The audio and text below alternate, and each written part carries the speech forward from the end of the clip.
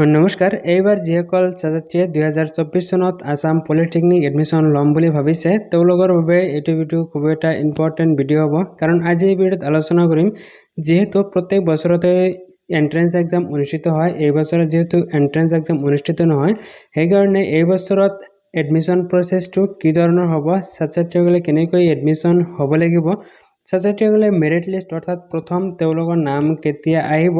বা তেওঁলোকে কেতিয়া জানিব পাৰিব যে মই এডমিশ্যনটো পাই গৈছো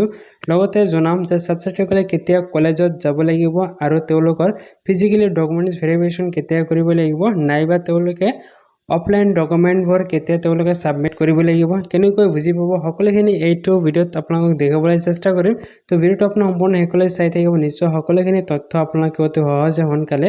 বুজি পাব প্ৰথমতে কোৱা হৈছে যে এডমিশ্যন প্ৰচেছটো কি হ'ব কৰাৰ আগতে সৰু এটা ৰিকুৱেষ্ট যদি ভিডিঅ'ত লাইক কৰা নাই লাইক কৰিব চেনেলটো নতুনকৈ আহিছে তেতিয়াহ'লে ছাবস্ক্ৰাইব কৰা নাই তেনেহ'লে অনুগ্ৰহ কৰি ছাবস্ক্ৰাইব কৰি বেল আইকনটো প্ৰেছ কৰি ল'ব পৰৱৰ্তী ভিডিঅ'ৰ নটিফিকেশ্যন সকলোতকৈ আগত পোৱাৰ বাবে ইয়াতে প্ৰথমতে কোৱা হৈছে যে এডমিশ্যন প্ৰচেছটো কেনেকৈ হ'ব তো মই প্ৰথমতে ক'ব বিচাৰিছোঁ যেহেতু এইবাৰ এন্ট্ৰেন্স এক্সাম নহয় প্ৰিভিয়াছ ইয়াৰত কি হৈছিল এন্ট্ৰেন্স এক্সাম হৈছিলে তাত যেটো তেওঁলোকে মাৰ্ক লাভ কৰিছিলে স্ক'ৰ আছিলে সেইটোৰ ওপৰত ভিত্তি কৰি তেওঁলোকৰ সিট এলটমেণ্ট তেওঁলোকে পাই গৈছিলে এবাৰ যেটো এন্ট্ৰেন্স এক্সাম নহয় এবাৰ ছাত্ৰীসকলৰ মেথছ আৰু সায়েন্সৰ যেটো পাৰ্চেন্টেজ আছে সেইটো তেওঁলোকৰ হ'ব স্ক'ৰ মাৰ্ক আৰু সেইটোৰ ওপৰত ভিত্তি কৰি ছাত্ৰীসকলে তেওঁলোকৰ সিট এলটমেণ্ট নাইবা তেওঁলোকে এডমিশ্যনটো কোনটো ব্ৰাঞ্চত পাব কোনটো সিট পাব সেইটো তেওঁলোকৰ নিৰ্ধাৰণ কৰা হ'ব তো এইটো প্ৰথমতে প্ৰচেছটো কেনেকৈ হ'ব ছাত্ৰীসকলে প্ৰথমতে অনলাইন কৰিব লাগিব অনলাইন এতিয়ালৈ পৰ্টেলটো খোলা নাই যেতিয়া পৰ্টেল খুলিব নিশ্চয় আপোনালোকক মই জনাম আপোনালোকে ডাইৰেক্টলি আপোনালোকে অনলাইনত এডমিশ্যন এটো ল'ব লাগিব আপোনালোকে এক কথাত ক'বলৈ গ'লে আপোনালোকে কাউন্সেলিংটো অনলাইনতে ডাইৰেক্টলি কৰিব লাগিব আপোনালোকে ইয়াতে কলেজ আৰু ব্ৰাঞ্চবোৰ আপোনালোকে নিজৰ মাৰ্ক অনুযায়ী সিলেক্ট কৰিব লাগিব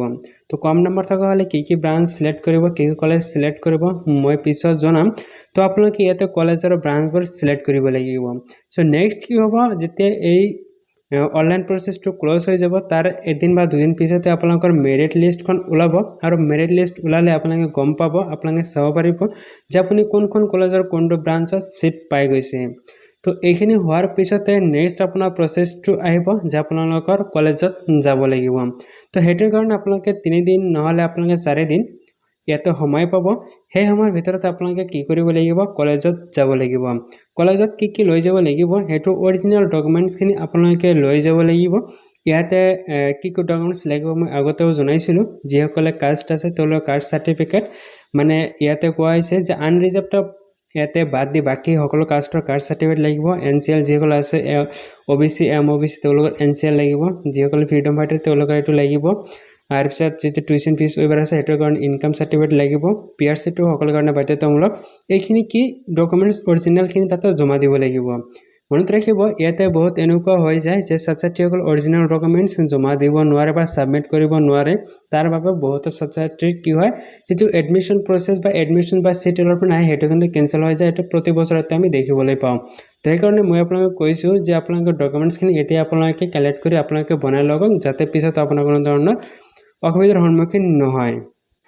সো আপোনালোকে যেতিয়া কলেজত ডকুমেন্টছখিনি আপোনালোকে জমা কৰিব নাইবা আপোনালোকে ভেৰিফিকেশ্যন কৰিব ফিজিক্যালি তেতিয়া আপোনাৰ যেটো এডমিশ্যন কমপ্লিট এডমিশ্যন নাইবা ফাইনেল এডমিশ্যন আপোনালোকে তেতিয়াই হৈ যাব